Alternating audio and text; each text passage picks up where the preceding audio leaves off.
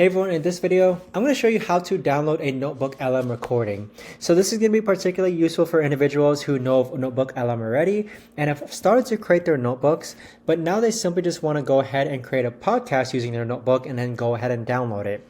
So this video is going to be short, sweet, and to the point, but let's go ahead and get started. Now, what we're going to do is hop into one of our demo notebooks here. And then from here, what you want to do is click on the notebook guide. From this option here, I already have a podcast generated. Your prompt might look different from mine. So if you don't see a podcast already generated, go ahead and actually generate a podcast. Now, once you do, you have two ways to actually go ahead and download it to your PC or download the recording.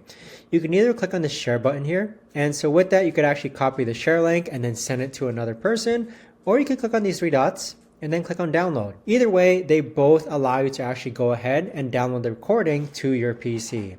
So with that being said, this is the best and easiest way that I know to actually go ahead and download a recording from Notebook LM. If you know of a better or easier way to actually do this, let me know in the comments down below. Thanks so much for watching everyone, and I'll see you guys all in the next video.